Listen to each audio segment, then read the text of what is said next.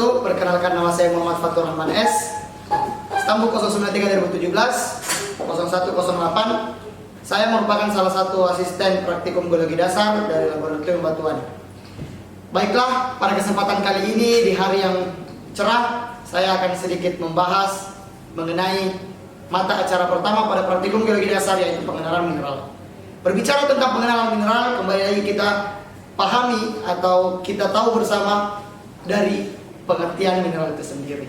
Mineral merupakan suatu zat homogen, anorganik yang terbentuk di alam secara alamiah, memiliki bentuk-bentuk tertentu dan juga memiliki 7 sistem kristal.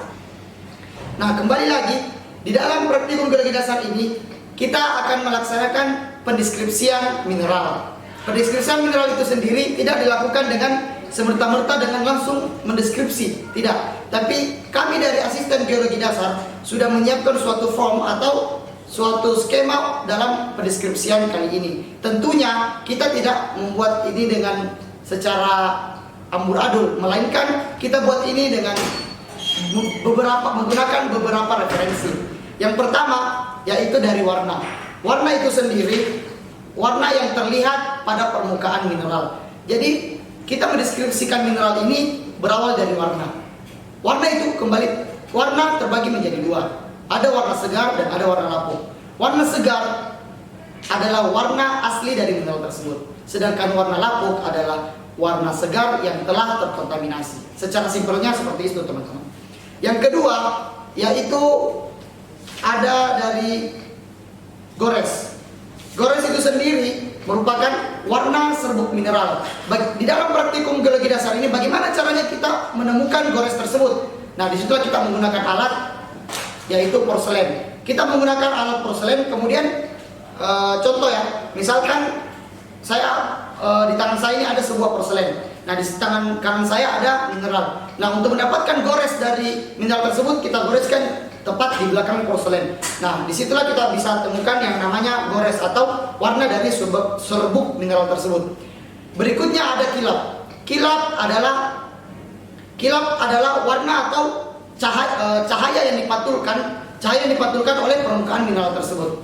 Nah, di praktikum ini khususnya pengenalan mineral, kilap di sini secara simpelnya kita bagi menjadi 2. Ada kilap logam dan logam. Kalau dia kilapnya logam, berarti di dalam deskripsian kita tuliskan logam. Tapi kalau dia kilapnya non logam, itu bisa saja terbagi lagi. Non logamnya itu bisa terbagi menjadi non logam damar, non logam lemak, non logam dan sebagainya. Kemudian berikutnya ada belahan. Nah, belahan di sini adalah kecenderungan dari beberapa kristal mineral untuk pecah melalui bidang lemah. Di sini bisa saja dia sempurna atau tidak sempurna. Nah, berikutnya ada kekerasan atau hardness. Nah, kekerasan ini kita kembali harus mengingat kekerasan dari mineral, yaitu dari 1 sampai 10, mulai dari talc, gypsum, kalsit, fluorit, apatit, feldspar, kuarsa, topas, korundum, dan intan. Nah, untuk menguji kekerasan yang kita gunakan di lab, teman-teman sekalian harus membawa atau menggunakan alat uji kekerasan yang berawal dari kuku kita sendiri, yaitu kuku manusia, dengan ukuran kekerasan 2,5. Kemudian yang kedua, menggunakan kawat tembaga. Kawat tembaga dengan ukuran 3. Kemudian ada pecahan kaca dengan ukuran 5,5 sampai 6. Kemudian ada pisau baja atau paku baja dengan ukuran 5,5 juga sampai 6. Dan yang terakhir atau yang terkuat yaitu kikir baja dengan ukuran 6,5 sampai 7. Kemudian teman-teman, di dalam pendeskripsian mineral ini juga kita temukan yang namanya pecahan. Pecahan itu terbagi menjadi, di praktikum ini terbagi menjadi 2. Kita bagi menjadi 2, even dan uneven. Kalau misalkan dia even, berarti dia pecahannya dia bagus atau bisa kita katakan sempurna. Sedangkan dia uneven, kita katakan dia tidak sempurna. Dengan bahasa lain, kalau kita tidak paham dengan bahasa sempurna dan tidak sempurna, kalau dia even itu berarti dia berpola, sedangkan dia uneven dia tidak berpola, atau pattern dan end pattern. Kemudian ada kekerasan. Tadi kekerasan kita sudah bahas. Jadi di dalam pendeskripsian itu kekerasan kita isi sesuai dengan alat uji yang kita gunakan. Ketika dia diuji menggunakan kuku manusia, berarti kekerasannya seperti kuku manusia. Kemudian ada berat jenis. Berat jenis di sini bisa teman-teman temukan dari Google, karena kita di dalam praktikum ini tidak melakukan pengujian berat jenis, karena itu harus menggunakan alat yang spesifiknya bagus, sedangkan kita di laboratorium kita belum ada. Kemudian ada tenacity. Mengingat tenacity tersebut, ini kita harus kembali lagi ke kilap. Ini merupakan salah satu cara atau trik dari asisten geologi dasar.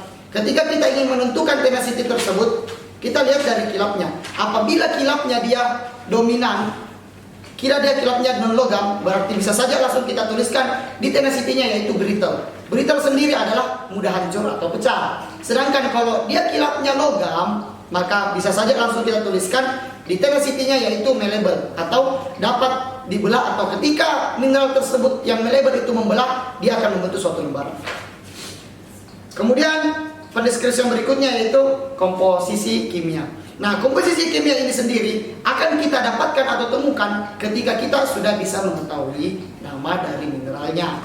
Jadi untuk komposisi kimia kita dapat tentukan ketika kita sudah temukan yang namanya nama mineral. Jadi ketika kita temukan nama mineralnya, kita juga bisa mendapatkan komposisi kimianya. Nah, bagaimana caranya kita untuk mendapatkan nama mineral? Nama mineral itu sendiri kita dapatkan menggunakan hasil-hasil deskripsi yang ada di sini. Mulai dari warna lapuk, warna segar, cerat atau gores, kilap, belahan, pecahan, dan sebagainya. Jadi ini merupakan indikator-indikator dalam menentukan nama mineral. Setelah kita temukan nama mineralnya, maka penyokong dari pendeskripsian ini akan terpenuhi. Mulai dari komposisi kimia, sistem kristalnya, dan juga nama mineral itu sendiri. Baik, melanjuti pembawaan teori tadi, sekarang saya akan sedikit memberikan gambaran singkat mengenai pendeskripsian mineral yang diawali dengan penentuan warna. Warna terbagi menjadi dua, warna segar dan warna lapuk. Warna segar itu adalah warna asli dari suatu mineral. Bisa kita lihat contoh dari mineral yang saya gunakan ini. Kita bisa lihat warna segar dari mineral ini ialah putih. Dan yang kedua adalah warna lapuk. Warna lapuk adalah warna segar yang telah terkontaminasi. Nah, bisa kita lihat di mineral ini warna segarnya yaitu putih dan warna lapuknya adalah coklat. Nah, baik, merangkap ketiga yaitu dengan pendeskripsian cerat. Nah, dalam penentuan cerat kita di laboratorium menggunakan salah satu metode yaitu penentuan menggunakan porselen atau pecahan tegel atau ubin. Nah, caranya yaitu kita goreskan mineral ini ke belakang atau sisi belakang dari porselen tersebut. Bisa saja mungkin dengan satu goresan atau dari dua goresan untuk lebih meyakini dan sebagainya. Nah, dari goresan ini kita temukan bahwasanya warna cerat dari mineral yang saya gunakan sebagai sampel ini yaitu putih. Ya, baik. Untuk lanjut ke berikutnya yaitu kilap. Dalam penentuan kilap di pembawaan teori saya sudah sedikit jelaskan. Kilap itu terbagi menjadi dua, yaitu logam dan non logam. Sedangkan apabila kita menemukan dia kilap logam, cukup kita tuliskan logam. Akan tetapi apabila kita menemukan kilapnya adalah non logam, itu masih terbagi lagi. Ada kilap non logam lemak, kaca, dan sebagainya. Nah, kali ini bisa kita lihat, perhatikan secara sekilas bahwasanya kilap yang ada di mineral yang saya gunakan sebagai sampel ini yaitu kilap kaca. Kemudian berikutnya yaitu belahan. Seperti halnya sebelumnya di dalam teori juga saya sudah jelaskan, belahan itu bisa kita kategorikan saya menjadi dua, belahannya itu jelas atau tidak jelas. Nah, di mineral ini bisa kita lihat terdapat begitu banyak belahan yang sangat jelas. Kita lihat di sini, teman-teman bisa kita lihat di sini terdapat belahan yang sangat kentara. Nah, maka di dalam pendeskripsian mineral ini bisa kita tuliskan dia belahannya jelas. Kemudian berikutnya yaitu ada pecahan. Nah, pecahan juga di teori saya sudah bawakan, ada dua. Kita buat simpel aja. Di pecahan itu saya kemarin sudah bilang ada even dan uneven.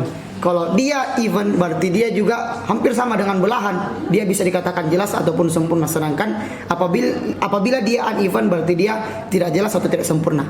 Nah, di sini bisa kita lihat pecahannya ini bisa dikatakan jelas atau sempurna. Berikutnya dalam pendeskripsian ini yaitu pengujian kekerasan. Nah, pengujian kekerasan itu menggunakan beberapa alat. yaitu alat uji kekerasan yang diawali dengan kuku manusia, kemudian paku atau paku besi atau paku besi, kemudian paku besi atau kawat tembaga, kemudian ada kaca, dan diakhiri dengan kekuatan yang keras yaitu kikir baja. Nah, sekarang kita melakukan pendeskripsian uji kekerasan yang diawali dengan kuku manusia.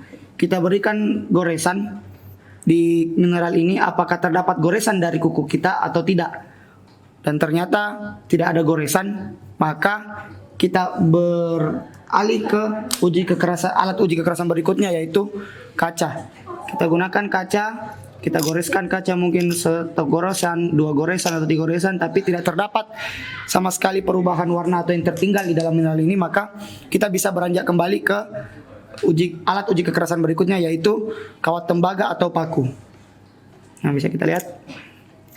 Ternyata mungkin dari teman-teman di kamera kurang terlalu jelas, tapi di sini ini sangat jelas ketika kita goreskan paku atau kawat tembaga, terdapat goresan dari mineral ini. Maka bisa dikatakan alat uji kekerasan, pengujian kekerasan menggunakan alat uji kekerasan untuk mineral yang saya gunakan sebagai sampel ini dikategorikan kekuatannya 3 atau menggunakan alat uji kekerasan kawat tembaga ataupun paku. Nah, kemudian berikutnya ada yang namanya tenacity. Nah, di tenacity ini saya secara singkat menghubungkan tenacity ini dengan kilap. Apabila kita menemukan kilap dari mineral ini logam, maka bisa kita tuliskan untuk tenacity-nya yaitu malleable. Sedangkan apabila kita temukan kilap dari mineral ini yaitu non logam, maka bisa kita langsung katakan bahwasanya tenacity-nya ini adalah brittle. Kemudian terdapat juga komposisi kimia, sistem kristal, serta nama dari mineral ini. Nah, untuk ketiganya itu kita temukan ketika kita sudah bisa menentukan nama dari mineral tersebut. Jadi ketika kita sudah temukan nama mineralnya, maka komposisi kimia otomatis akan kita dapat, bisa kita cari dari berbagai referensi seperti buku, dan juga bisa kita temukan pula sistem kristal dan juga berat jenis dari mineral tersebut. Jadi kurang lebih itu penjelasan singkat pendeskripsian saya dengan mineral yang saya deskripsi ini. Dan ini adalah mineral kalsit, sebuah mineral karbonat dan polimorf kalsium karbonat atau CaCO3. Kurang lebih itu penjelasan singkat dari saya mengenai mineral. Nah, baik, itu tadi penjelasan singkat mengenai teori dan juga pendeskripsian mata acara pengenalan mineral pada praktikum geologi dasar laboratorium batuan. Kurang lebih dan kurangnya mohon dimaafkan. Saya Fatur Rahman undur diri. Terima kasih. Wassalamualaikum warahmatullahi wabarakatuh.